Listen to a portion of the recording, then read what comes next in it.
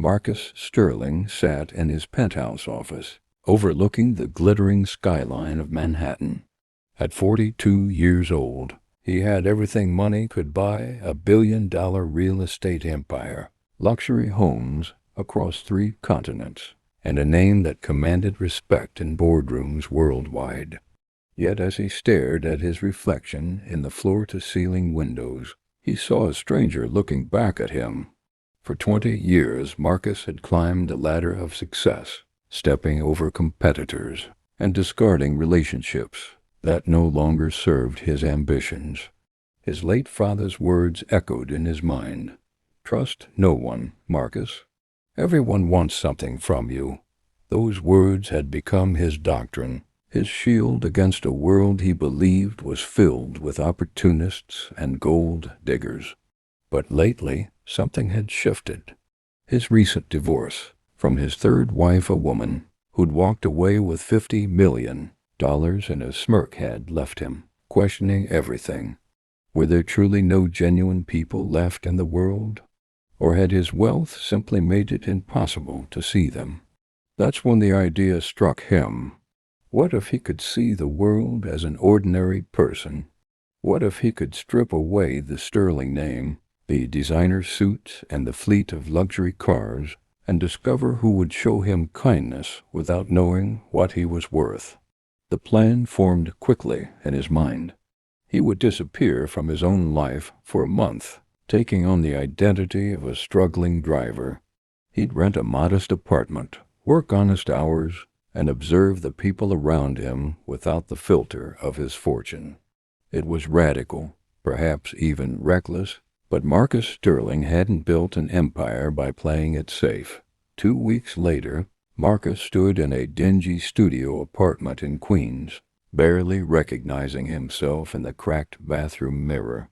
His usually perfectly styled hair was now grown out and slightly unkempt. He'd traded his $1,000 suits for worn jeans and faded T-shirts from a thrift store. The Rolex was gone, replaced by a $20 watch with a scratched face.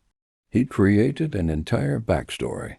Marcus Rivers, a divorced father of 1, working as a driver for a rideshare company to make ends meet.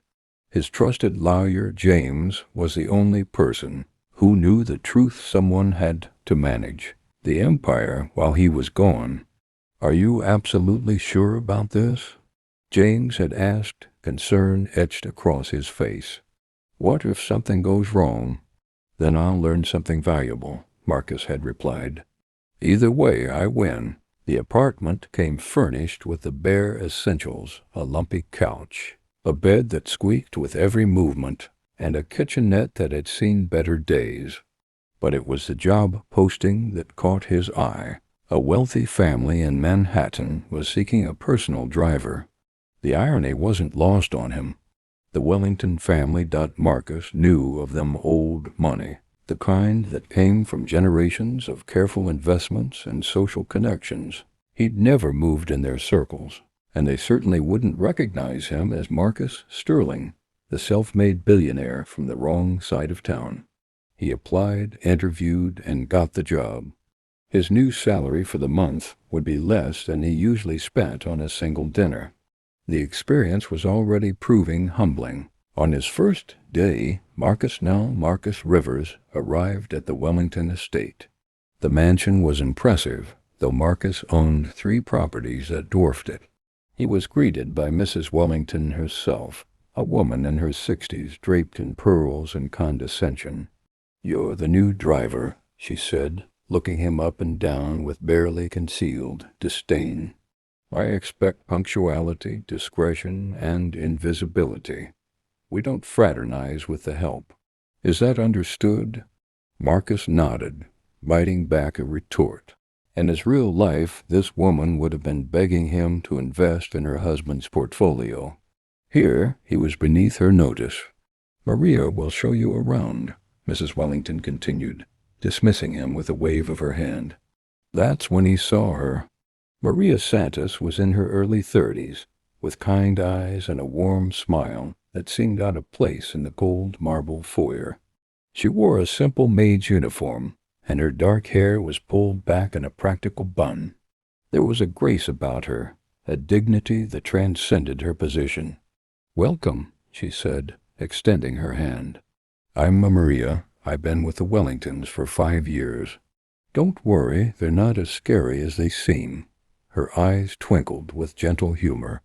As Maria showed him the garage, the house layout, and the family's schedule, Marcus found himself genuinely enjoying her company.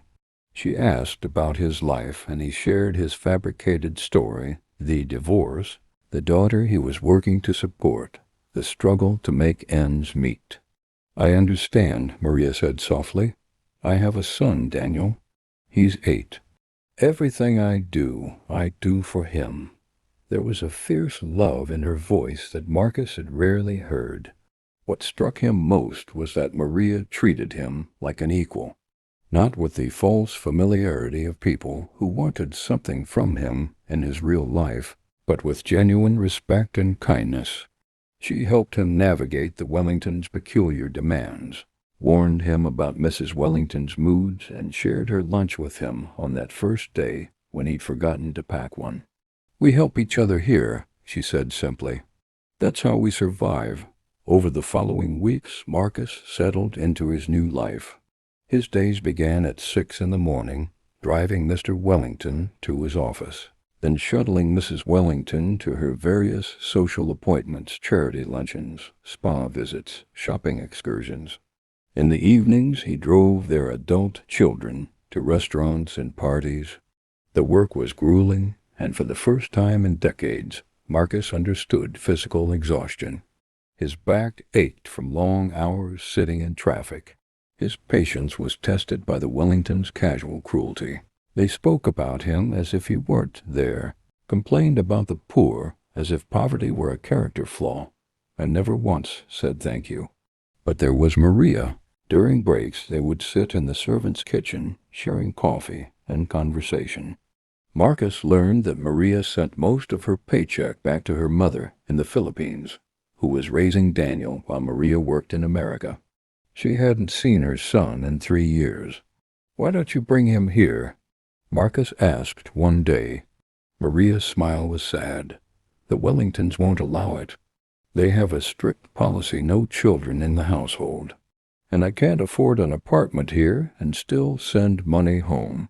Someday, though, someday I'll have saved enough to bring him here and rent a small place. I dream about it every night." The pain in her voice cut through Marcus's carefully constructed defenses. Here was someone making genuine sacrifices out of love, asking nothing from anyone, working with dignity in the face of disrespect. He watched as Maria went above and beyond her duties. She remembered Mrs. Wellington's favorite tea and prepared it without being asked. She mended Mr. Wellington's favorite jacket when a button fell off. She left encouraging notes for the Wellington children, who barely acknowledged her existence. And she did it all without complaint, without expectation of reward. Everything changed on a rainy Thursday afternoon. Marcus was driving Mrs. Wellington home from another pointless social engagement when he heard her on the phone with her husband. "We need to cut costs," she was saying. "The accountant says we're overspending on household staff. I think we should let Maria go. She's been here 5 years. Her salary is too high now, and we can hire someone cheaper." Marcus's hands tightened on the steering wheel. Maria, who had given this family 5 years of loyal service, who worked harder than anyone else in the household, who never asked for anything they were going to discard her like yesterday's newspaper. And for what? To save money they didn't even need. The injustice of it burned in his chest. When they arrived home, Marcus parked the car and watched Mrs. Wellington sweep into the house without a backward glance. He sat there for a long moment, wrestling with his conscience. This wasn't supposed to be part of his experiment. He was here to observe, not to interfere. But he couldn't let this happen. That evening he found Maria in the kitchen, preparing dinner for the family. She was humming softly, and there was flour on her cheek.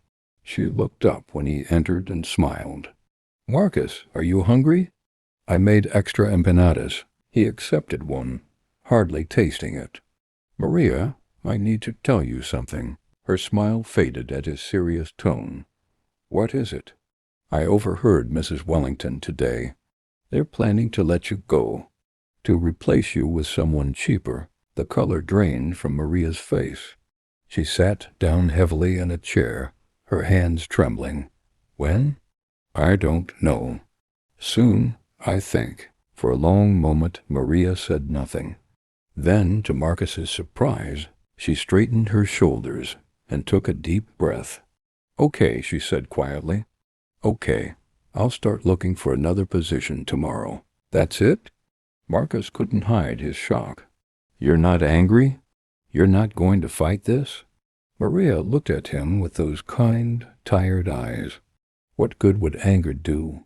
I've learned that life doesn't owe me fairness, Marcus. I can only control how I respond." She paused, then added softly, "I'm grateful for the 5 years I had here. The money I saved brought my mother's medical care when she needed it. It kept Daniel fed and in school. Yes, the Wellingtons can be difficult, but this job gave me what I needed when I needed it." Marcus stared at her in amazement.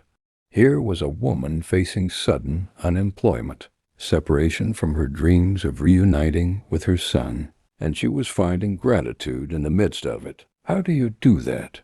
he asked. "How do you stay so good?" Maria smiled sadly. "I'm not good, Marcus. I'm just trying to survive with my soul intact. My mother always told me, treat people with kindness, not because of who they are, but because of who you are. The Wellingtons' cruelty is their choice. My kindness is mine." The next day, Marcus watched Maria work with renewed attention. Even knowing she was about to be fired, she gave the Wellingtons the same dedicated service.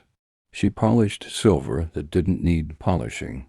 She arranged flowers for a dinner party she wouldn't be there to serve. She did it all with grace. That evening, the breaking point came. Mrs. Wellington was hosting a charity gala, one of those events where the wealthy congratulated themselves for their generosity. Marcus was on duty, parking guests' cars. He watched through the windows as Maria and the other staff scrambled to serve champagne and canapes to people who wouldn't remember their faces. Then he saw it. One of the guests, a drunk investment banker, grabbed Maria's arm as she passed with a tray. She tried to pull away politely, but he held on, making crude comments. Marcus saw the fear flash across her face. He was moving before he made a conscious decision. Let her go?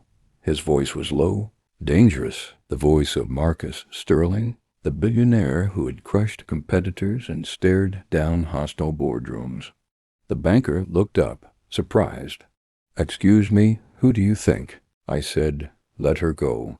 Something in Marcus's eyes made the man release Maria and step back. Mrs. Wellington appeared, fury on her face. "What is going on here?" she demanded. This driver just threatened me." The banker sputtered. Mrs. Wellington turned her cold gaze on Marcus. "You're fired. Get out. Now." Marcus didn't move. He looked at Maria, who was standing there with wide eyes, and then at Mrs. Wellington. 20 years of being Marcus Sterling, of wielding power and influence, crystallized in this moment. "No," he said calmly. "I beg your pardon. I quit, but before I go, let me tell you something." Marcus looked around the room at the gathered guests, all of them frozen in place. "You people spend your evenings congratulating yourselves on your charity, on your generosity, but you can't even show basic decency to the people who serve you. You treat them as invisible, as less than human. Maria has worked for you for 5 years, 5 years of dedication and loyalty, and you're firing her to save money on a salary that's less than what you spent on champagne tonight?" Mrs. Wellington's face turned purple. How dare you? Security. But Marcus wasn't done. Maria showed me more genuine kindness in 3 weeks than any of you have shown anyone in your entire lives. She's worth more than all of you combined, and you're too blind to see it. He turned to Maria, who had tears streaming down her face. Come on, let's get out of here. But I need this job, she whispered. Trust me, Marcus said, and he meant it with every fiber of his being. Please, trust me. They sat in a diner at 2 in the morning, nursing coffee that had long gone cold.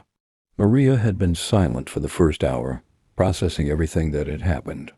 Marcus had let her be, wrestling with his own thoughts. You didn't have to do that, Maria finally said. Now we're both unemployed. Marcus took a deep breath. The time had come to end the charade. Maria, I need to tell you something, and I need you to hear me out before you react. Something in his tone made her look up sharply. My name isn't Marcus Rivers. It's Marcus Sterling. Confusion crossed her face. I don't understand. I'm the CEO of Sterling Enterprises. I'm worth about $2.3 billion. I've spent the last month pretending to be a poor driver because I wanted to see if there were still genuine people in the world. People who would be kind without knowing who I was or what I was worth. Maria stared at him. Then she stood up abruptly, her chair scraping against the floor. This was a game to you? My life, my struggles, they were entertainment? No, Marcus stood too. No, Maria, please. It started that way, I won't lie, but it became so much more. You showed me something I'd forgotten existed. Genuine goodness, kindness without agenda. You taught me what it means to be human again. I trusted you, Maria said, her voice breaking. I shared my life with you, my dreams, my pain, and you were lying the whole time. I know, and I'm sorry. I'm so sorry.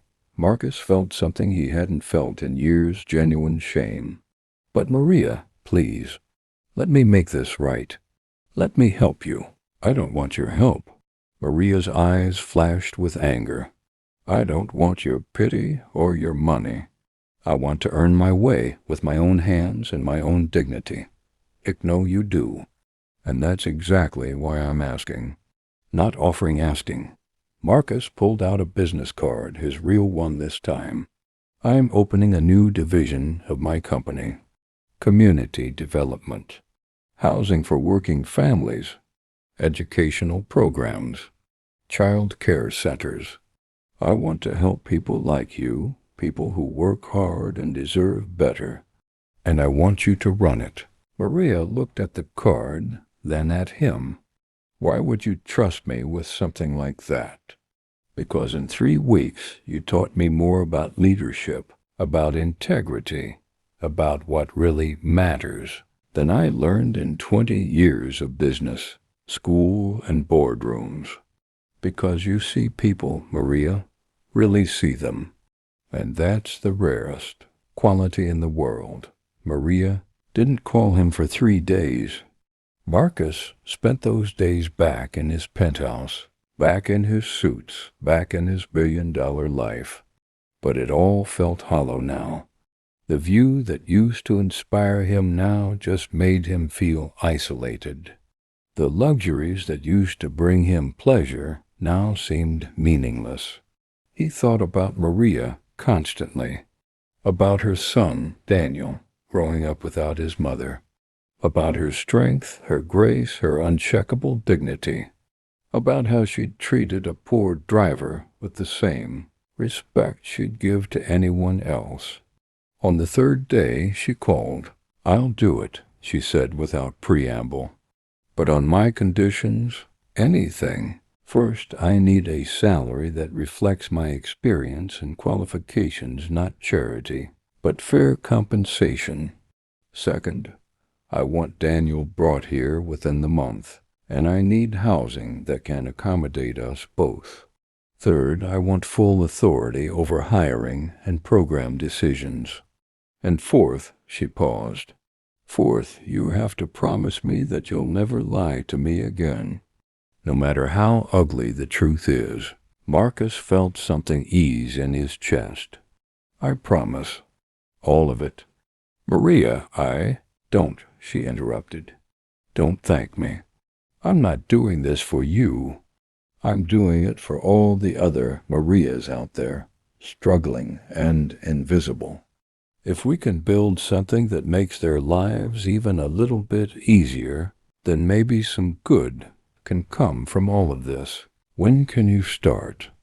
I already have. He could hear the smile in her voice. I've been making lists for 3 days. We have a lot of work to do, Marcus Sterling. 6 months later, the Sterling Community Initiative held its grand opening. The building in Queens had been transformed from a rundown warehouse into a state-of-the-art community center. It housed affordable child care, job training programs, financial literacy classes, and a placement service for domestic workers that ensured fair wages and working conditions. Marcus stood at the back of the crowd, watching Maria cut the ribbon. She wore a professional suit now, her hair loose around her shoulders, but she had the same kind eyes and warm smile. Next to her stood Daniel, a bright-eyed 8-year-old, who clearly adored his mother. The past 6 months had been the hardest and most rewarding of Marcus's life. He'd worked alongside Maria and her team, learning about the real needs of working families. He'd visited apartments like the one he'd rented, met people struggling with the same challenges Maria had faced. He'd used his money and influence, yes, but he'd also rolled up his sleeves and done the work. The initiative had created jobs for 50 people in its first phase. They'd secured affordable housing for 30 families. They'd provided child care for over 100 children of working parents. It was just the beginning, but it was real. After the ceremony, Maria found him in the crowd. Not bad for a billionaire in disguise, she said. Marcus smiled. Not bad for a maid with a dream. Former maid, she corrected. Now I'm executive director of the Sterling Community Initiative. Get it right, boss. They laughed together, and Marcus realized it was the most genuine laughter he'd experienced in years.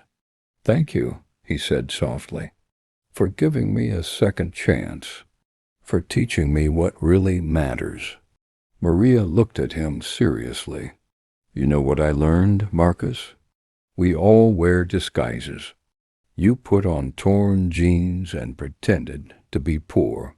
But every day I put on a smile and pretended the Wellington's cruelty didn't hurt. We all hide parts of ourselves to survive. The question is, who are we when we take off the disguise? I'm still figuring that out, Marcus admitted. Good, Maria said. That means you're still growing. The most dangerous people are the ones who think they have all the answers. 1 year after his experiment began, Marcus sat in his office, not the cold penthouse office, but the modest room at the initiative's headquarters. Through the window he could see Daniel playing in the courtyard with other children whose parents were in job training classes. Maria was at a desk across from him, reviewing applications for their housing program. His life had changed in ways he never could have imagined. Sterling Enterprises still thrived, but now 20% of its profits went directly to the initiative and similar programs in other cities. Marcus had restructured his entire approach to business, focusing on companies that paid fair wages and treated employees with dignity. He'd also changed personally. The cynicism that had defined him was gone, replaced by something he was still learning to name. Hope, maybe purpose. connection. He'd started dating again, not socialites or celebrities, but a teacher he'd met at the initiative's literacy program. They took walks in the park, had dinner at neighborhood restaurants, talked about books and ideas. It was ordinary and extraordinary all at once. But the most profound change was in how he saw the world. He no longer looked at people and wondered what they wanted from him. He looked at them and wondered who they really were beneath their own disguises. He saw the cashier at his coffee shop, the security guard in his building, the cleaning staff at Sterling. Enterprises really saw them and took the time to learn their names, their stories, their dreams. "Marcus," Maria's voice broke through his thoughts. "I need your signature on these contracts." He looked at the documents agreements with 3 more property owners to convert buildings into affordable housing. Each signature represented homes for families like Maria's had been. Each signature was a small act of justice in an unjust world. As he signed, his phone buzzed. A text from James, his lawyer. Wellington Family's company filed for bankruptcy. Karma. Marcus showed the message to Maria. She read it and shrugged. "I hope they're okay," she said simply. "I really do. Everyone deserves a chance to change." That was Maria even after everything, still finding compassion for those who'd shown her none. It humbled him every day. "You know what the strangest part is?" Marcus said. "I thought the disguise would show me who people really were, but it actually showed me who I really was, or who I'd become. And I didn't like it." "And now?" Maria asked. "Now I'm trying to become someone better. Someone worthy of the kindness you showed a poor driver you had no reason to help." Maria smiled. "You're getting there, Marcus. One day at a time." Outside, the sun was setting over Queens, painting the sky in shades of gold and rose. Children's laughter drifted through the window. Somewhere in the building, a mother was learning new job skills while her child played safely nearby. Somewhere else, a family was moving into their first real home in years. Marcus Sterling had spent a month disguised as a poor driver, expecting to find proof that the world was full of opportunists and liars. Instead, he'd found Maria a woman who treated everyone with dignity, who gave without expecting return, who maintained her grace even when the world gave her every reason to become bitter.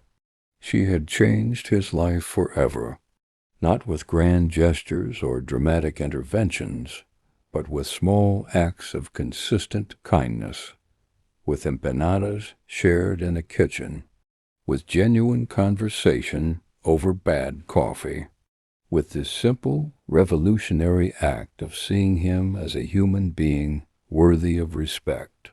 And in teaching him to see others the same way, she'd given him something far more valuable than his billions ever could, a life worth living. As Marcus looked around the office, at Maria working on her laptop, at the photos on the wall of families helped by the initiative, at the sunset painting everything in gold, he thought about his father's old advice: trust no one. Everyone wants something from you. His father had been wrong. Some people wanted nothing from you. They simply wanted to walk through the world with kindness, touching lives gently, making things a little better wherever they went. And if you were lucky enough to meet someone like that, if you were wise enough to recognize them, they could change everything.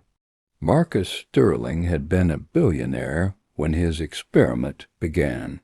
He'd had money, power, success, and influence. But it wasn't until he met a maid who treated a poor driver with dignity that he finally became rich.